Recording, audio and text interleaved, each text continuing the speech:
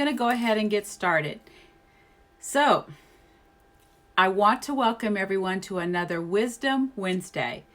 And today we're going to have part 2 of Dreams Really Can Come True. So, for those of you that were with us last week, and I believe most of you were, I opened up and shared some things about my personal life as it relates to dreams coming true. And so before we get started to pick up that topic again, I want to actually pay respect to 2 dreamers that have gone on to glory in the last couple of weeks. And we've been celebrating their life this week. And that is Reverend C.T. Vivian and, of course, Congressman John Lewis. Hey, Stephanie, thank you so much for joining us today. We're going to start out the program today with just kind of pausing for the moment and paying respect to both Reverend C.T. Vivian, who was not only a pastor and a reverend, but he was actually one of the lieutenants with Dr. Martin Luther King during the Civil Rights era. And I actually want to share a quote with you that he actually said that I read this week. And he said, "Leadership is found in the action to defeat that which would defeat you. You are made by the struggles you choose." Basically, what he's saying is that we're all going to have struggles, but we have to choose, what are we going to fight for? What are we going to pick back up? What are we going to stand for? And then, of course, John Lewis, we know that he was also a civil rights leader, a drum major for justice, as well as a congressman for many years. And I'm going to also say a quote from him. So Congressman John Lewis said, "I believe that if you see something that you want to get done, you cannot give up and you cannot give in." So I think both of these quotes kind of tie in together for our topic today. And the reason why is because, like I said, they were both dreamers.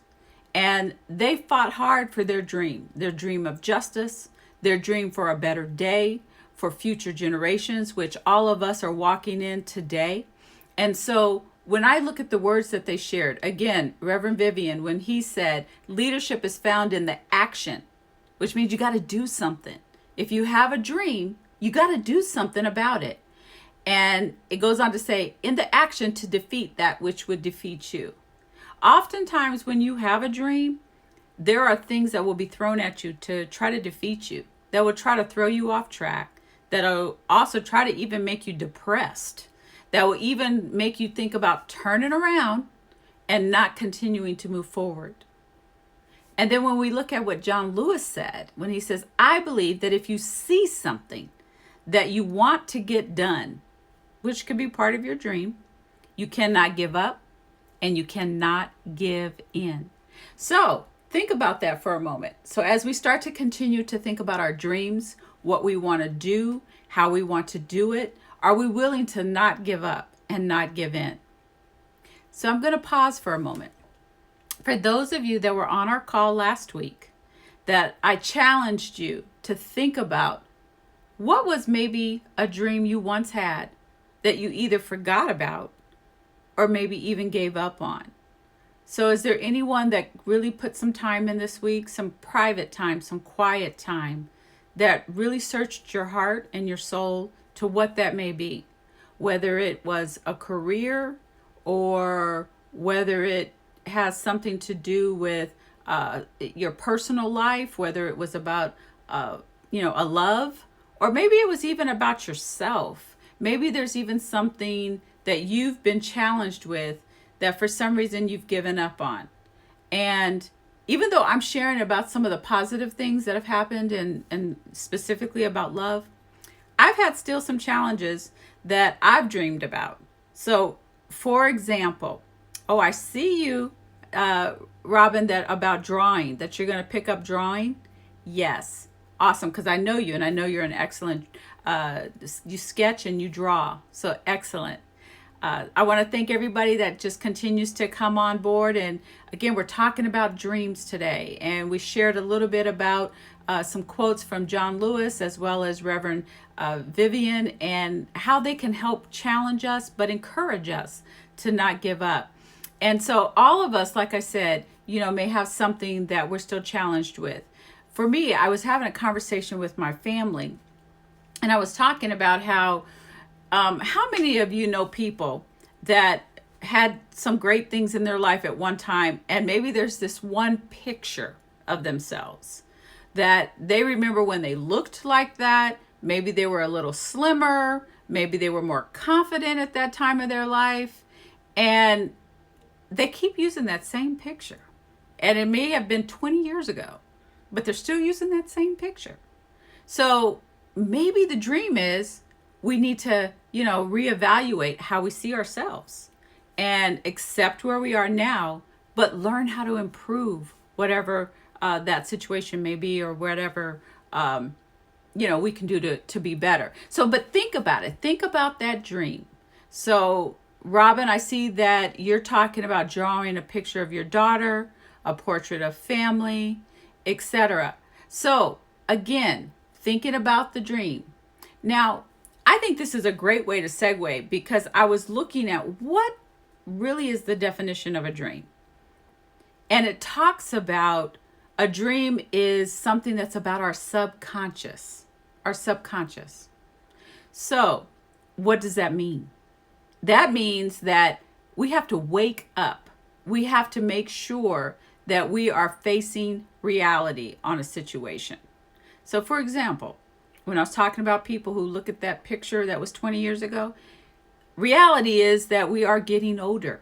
Now, that doesn't mean we can't get better, but reality is we are not going to look the same way that we looked 20 years ago. That's a reality. So maybe the new dream could be about, how can I be my best self now? So Reverend Flores, Dr. Flores, I see that you have reevaluating ourselves improves our future vision. That is so true. Stephanie, I see that you're saying that accepting where we are now. Exactly. So when we're dreaming and it's in our subconscious, then we have to also be able to take that to the conscious mind and to reality of where we are now. So, for example, another thing that I could share is, let's say about a profession. If I ever wanted to be a singer, that ain't happening. That is not happening. I took piano lessons as a kid. Matter of fact, anybody who came out of my grandmother's house took piano lessons. I'm still searching for middle C and trying to find a note and a tone. I mean, I am basically, deaf when it comes to being able to find that. So that would never happen. I don't care how many times I dream it. I don't care how many times I may desire it. It's about what is a reality. So that means that when you're talking about your dreams and your desires, you also have to think about, what are your gifts? What has God gifted you with? What are the things that people tell you that you're good at? And then start looking at that.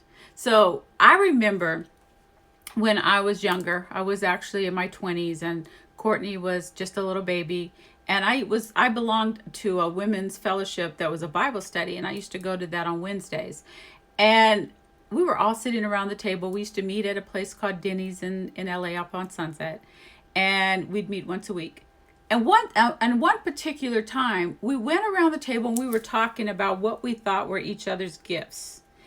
And I'm telling you, when they got to me, and now I was young too, I was in my late 20s at the time. They got to me, they said, Wendy, you have the gift of encouragement and hospitality. I looked at all of them and was like, they were crazy. Like, what kind of gift is that? I mean, what can you do with that? And when you're young, sometimes you don't even understand how that is a gift, whatever God has given you. And what's so interesting is that as life continued to last and death pass, and I kept living, it's so interesting how I ended up walking in those two gifts for the things that I do every single day. Because what my life is all about is encouraging others. Even part of today, what we're doing right here on Wisdom Wednesday, is about encouragement and also hospitality. When I was in the event business, that's really what hospitality is all about. It's about putting together a good event, making people feel welcome, and then hopefully, executing, a wonderful time. So stop and think about understanding, what are the gifts? What do people tell you that you do very well? And then start thinking about, how does that tie into the dreams you're having? Because usually our dreams, because they are subconscious, have something to do with what we're meant to be or what is meant to be done in our lifetime. So I want to see, does anyone want to share anything from their life right now as it relates to maybe some gifts that you have, or maybe something people have told you that you kind of took for granted, or you're like, that ain't nothing. That's not, anybody can do that.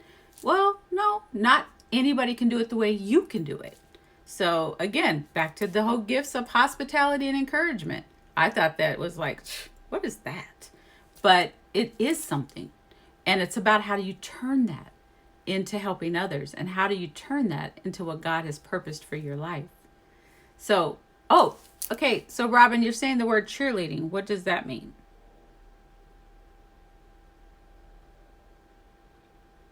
And I'm looking, is anyone else having a comment about a dream, a gift, something that's been going on in your mind, but you're not quite sure how to put all the pieces together? Because that's what we're talking about. It's about also putting the pieces together. Okay, Dr. Flores, I see you're talking about encouraging empowerment. So as we continue to move on, and I will keep paying attention as people are coming up and sharing things that they want to share, because this is about a community. This is about us sharing together, helping one another on our journey, because all of us, are on a journey that we need help. I see Malcolm, you talked about you have the gift as a dog trainer. I believe it. See, I also know you as a photographer. I also know you as a friend and somebody who's also an encourager. But I know you've been talking about that you have the gift to dog train. So, and we could have multiple gifts for sure. So thank you for sharing that. Awesome. So Billy, you have the desire to help free captives. Awesome.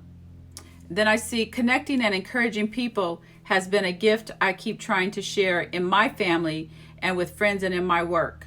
And yes, excellent. That's an excellent gift. We can't get enough of that. Thank you so much for sharing that. I'm going to go on and talk about that. Also remember, when you have a gift or you have a talent or you have a dream that you really believe in, be careful who you share it with. Be careful, because everybody's not a cheerleader for what you believe in your heart. And as I even shared last week, everybody can't always see the vision either that you have or that God has given you for your life. So be careful how much you share of something. Something my grandmother used to say, she would say, the proof is in the pudding. And I used to wonder, what is that all about? The proof in the pudding. Well, basically, if it comes out right, it speaks for itself.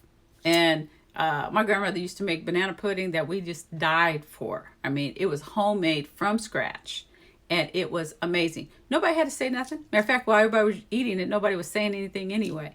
So the proof will be in the pudding as it relates to how things actually come about. Robin, you're saying being a cheerleader allows me to encourage people without much effort.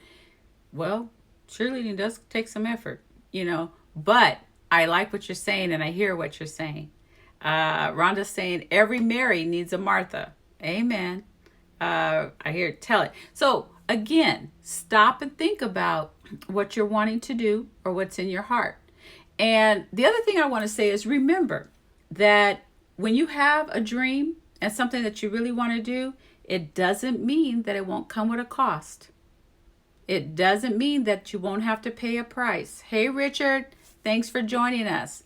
Most dreams have a price of some sort. Let's look at, for example, how many of you remember, not that we were born, but reading about the royal from England, King Henry VIII, and how he had to give up the throne. He abducted the throne because he fell in love with an American divorcee named Wallis Simpson. But he loved her so much that he was willing to give up the throne in order to marry her and become her husband. And many people kept saying, even those that were with him in terms of his family, said, you can have her as a girlfriend on the side. You don't have to marry her. And that way you can stay the king. But no, he wanted to make an honest woman of her. And he wanted to make her his wife. But it came with a price. Also, let's think about people who made some great inventions, such as, Edison or Ford or any of those that we could read about. Most of them had some failures before they had successes, but they still kept dreaming. They still kept their dream alive. So think about it. Think about what you want to do, and are you willing to pay the price? So as we begin to bring a close to today's message, I read something recently that I also want to leave with you. And it said, fight for your mind. Don't stay a prisoner to yourself through your thought life. Think about that. Think about that. Fight for your mind. Don't stay a prisoner to the thoughts that you have. Also, be careful what you let come in to your thought life in terms of what you listen to from other people. Be very, very careful with that. You have to guard your mind. You have to be careful of your eye gate and your ear gate, because what goes in will come out some kind of way. So we have to be careful. I saw somebody put up on the screen about be careful who you surround yourself with, because they say that if you look at the 5 closest people to you, to anybody, that you really see who they surround themselves with, it'll tell you a lot about yourself. Now, I'm not talking about people you're willing to help, people that you reach out to, but I'm talking about the 5 closest people that you listen to, that you allow to come into your personal space to speak into you. Are they speaking life? Or are they speaking death? Or are they speaking jealousy? Are they speaking negativity? So be very, very careful, because you want to surround yourself with people that will support you, just as you have to support the people in your life. So before we close, I want to see, is anybody want to leave us with a word? I'm going to be patient and see if anybody puts something up. A word that you want to share with everyone else as relates to don't let your dreams die. Even if they've been on the shelf for a while, even if they've been in the back part of your mind, as somebody used to say all the time, I'm going to put it in the back parking lot. Well, you need to pull it to the front. And now is the time, because tomorrow's not promised. But right now is a time when everybody's kind of given another chance to kind of work on a few things. Rhonda, you're saying, show me who your friends are and I'll show you who you are. Yes. Dr. Flores is talking about focus. Yes. It's so easy to get off focus. We have to stay focused. I see, Robin, you're talking about joy. It is so important to keep joy in your life, especially when we're having trying times. And Malcolm, you're talking about consistency. Yes, it's about staying consistent. Sometimes if you fall, it's okay. Get back up. As somebody told me the other day, I was sharing about, I know that I have fallen, and they were saying, Wendy, the thing about it is, even when you fall, it's about bouncing and getting back up. And that's what I always try to do. Don't stay down. You might fall down, but don't stay down. Get back up and stay focused. So I hope there was something said today that was an encouragement to someone on your journey today. I pray that you keep your dreams alive and that you stay hopeful, joyful, consistent, and prayerful in all that you do. And I'm Coach Wendy, and I thank you for joining me for another Wisdom Wednesday. We'll be back next week. And the way I like to always sign off is healing without hate. It's a choice. It's a lifestyle. Pass it on. To learn more, you can visit me at wendygladney.com or seasonofgreatness.com. Thank you, everybody. God bless. Have a wonderful rest of your week.